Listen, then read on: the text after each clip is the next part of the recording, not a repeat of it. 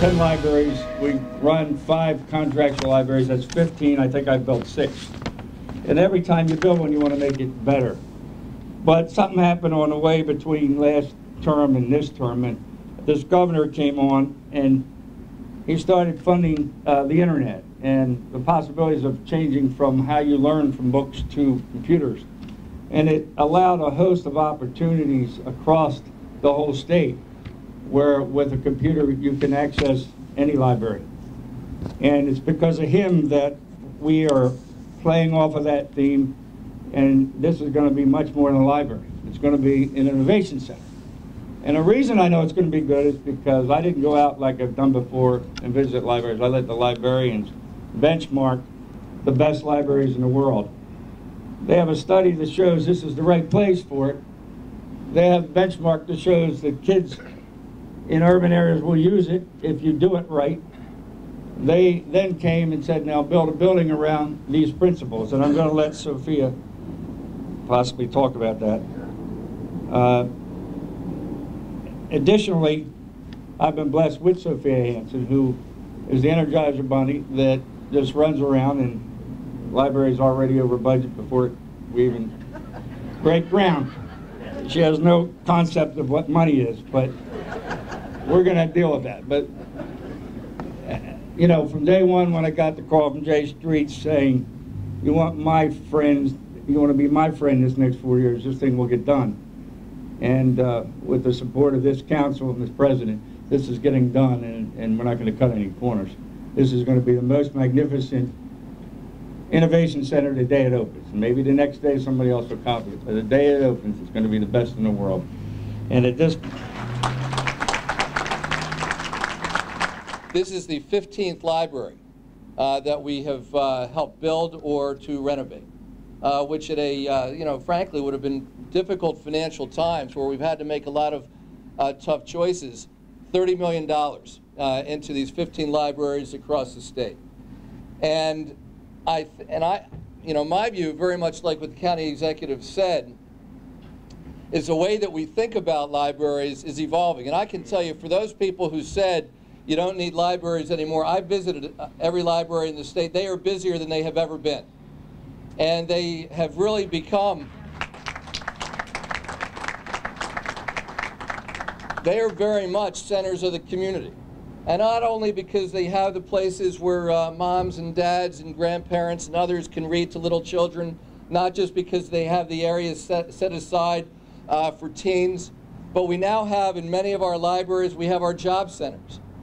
Over the last few years, 36,000 people have visited them, and we can track specifically 1,000 job offers that have been made to the people who have visited the job centers as a result of those visits.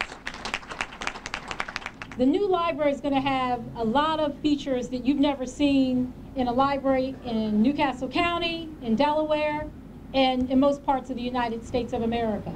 We'll have a scriptorium, a Lego room, a bookatarium, which is a hybrid between a planetarium and a bookmobile. We'll have tons of maker space and a creative culinary kitchen where people can learn about food literacy and budgeting. But one feature we'll have has really captivated library enthusiasts around the country. They've been contacting us about it, and it's our sensory room. That's a room designed for children on the different spectrums of autism. And everyone wanted to know, where'd you get that great idea from? And I wish I could take credit for it. But when we were sitting in a working group meeting a little over a year ago, Senator Henry made a passing comment, why don't you think about adding something for people and children with disabilities?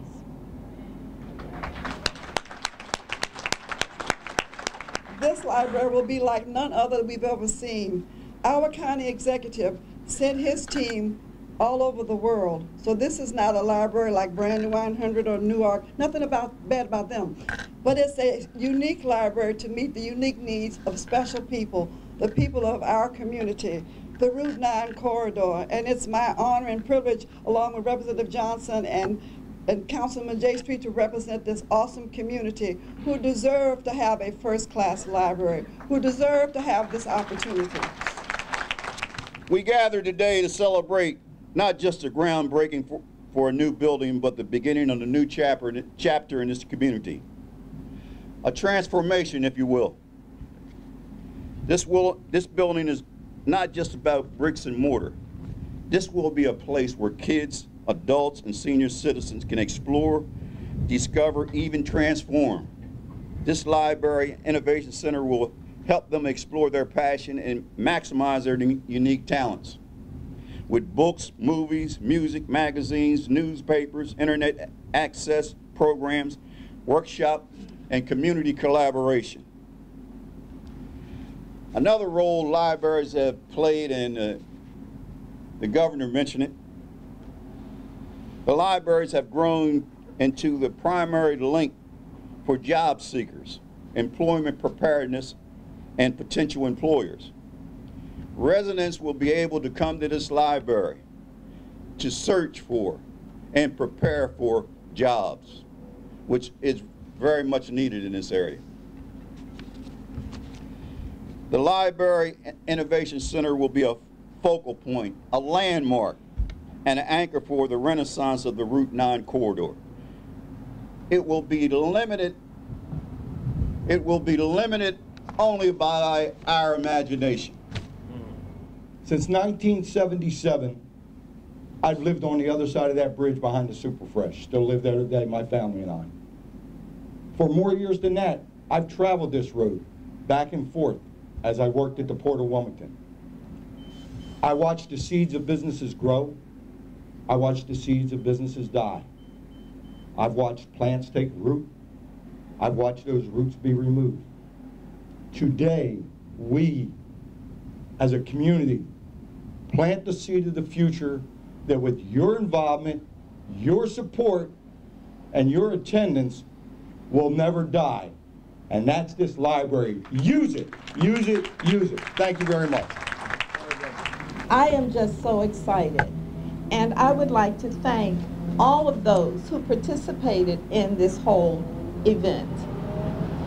As a lifelong resident of Dunleavy, I have seen a lot, but I can say that when I was in school as a kid, when we thought about a library, we thought about the Dewey Decimal System, we thought about research and annotating, and I know that most of you don't remember any of this because this was long before Google. But in order to go to the library, we had to leave school at the end of the day. We had to take a bus into Wilmington to the public library. We had to then, and that was at 10th and King Street. We did our research. We then took a bus and came home, and then we did all of the other things that students are required to do. To say the least, it was an arduous task, because it wasn't just one trip. It was many trips to the library. It was many trips to the stacks and writing. And of course, most of us had no typewriters, so it was all in longhand. And at that time, students were still required to do script. There was no printing, so we had to write it all out. Who would have ever thought, after all of that, that we would be here? This library will benefit all the kids and their surrounding communities. Also, keep them out of trouble at school. This is great. I mean, I cannot ask no more than what happened today. And they asked me if I was going to be nervous. I said, no, I'm excited. I'm really excited about what's taking place here today. My kid didn't go to school today because he wanted to be here with me. That was his excuse. But I'm glad he's here and he's seeing what is taking place here. Maybe in the future, he'll learn more about what happened today. I wanted to bring my lawyer and my doctor and their mama up here, because I want everybody to stay focused on, in my thick head, what this is about. Javier Paula is a resident, Simon's Gardens, mother of these two children. These two children come to Hilltop Lutheran Neighborhood Center every day.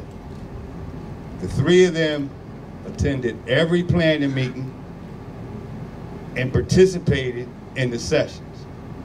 And it got to the point where my lawyer, Janae, I walk in the center in the morning, she said, Mr. Street, you coming to the meeting tonight? And I'm saying to myself, I wasn't, but I am now. And I don't know what they want to be. We had a discrepancy at the center, Mom and I, and Mom said, well, I'm gonna have to make a change if you don't change the policy. And I said, well, if I do it for you, I'm gonna have to do it for everybody. She said, I think that's what you should do. Well, I didn't do it. So she decided she was gonna take them somewhere else. Janae comes in the morning and she says, you know how people talk to somebody else for somebody else's benefit? She says to a kid, well, good morning to you too, because it's gonna be our last week, because I can't believe it, Mr. Street, I've been here all my life, and I can't believe it, Mr. Street won't change the policy so that we could stay here.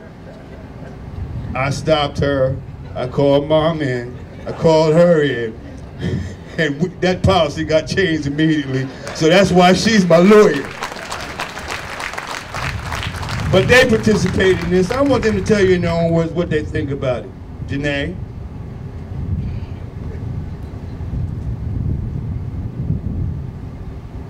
For one, I think about the libraries that we have everything we got. They have the library so the kids can have more education, have art classes and different kinds of classes for like parents and adults and kids.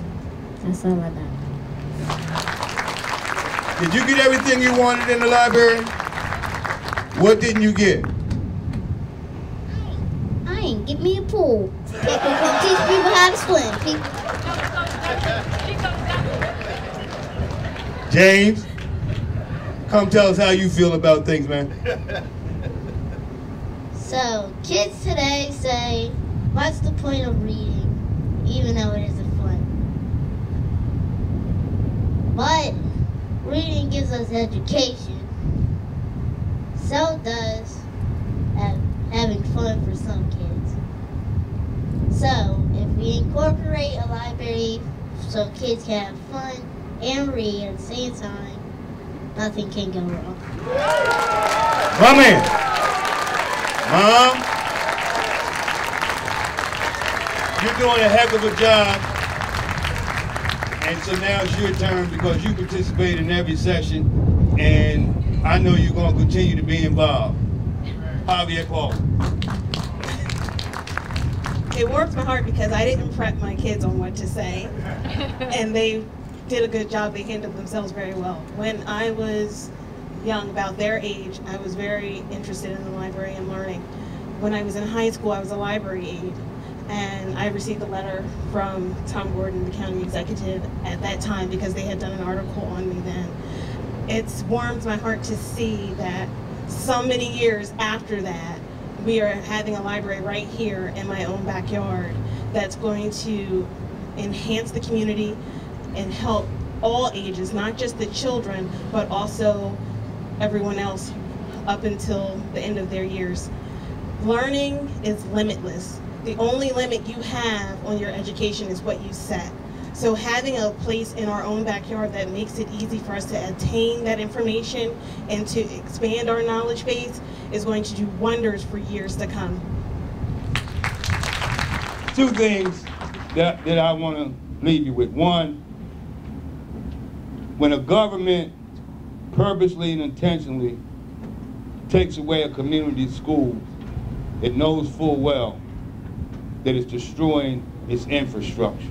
Right.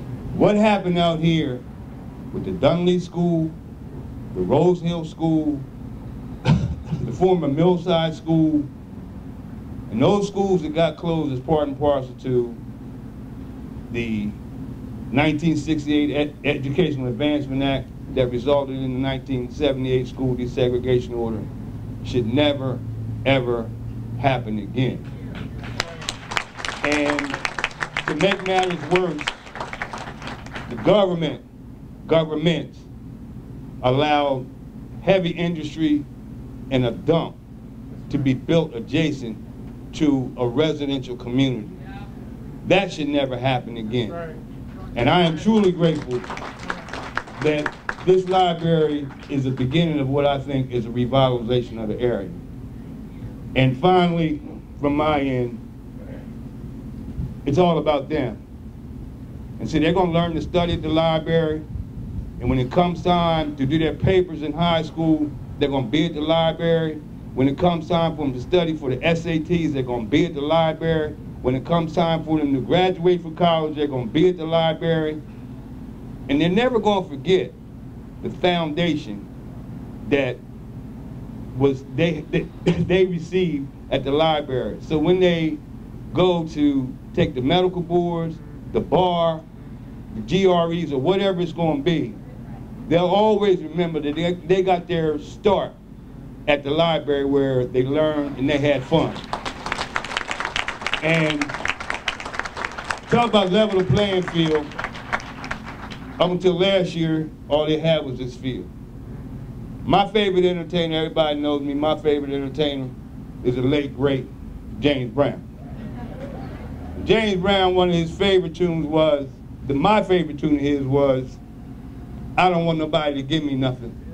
Open up the door, and I'll get it myself.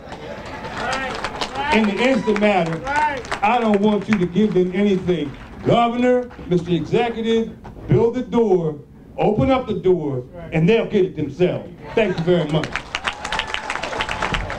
3, 2, 1.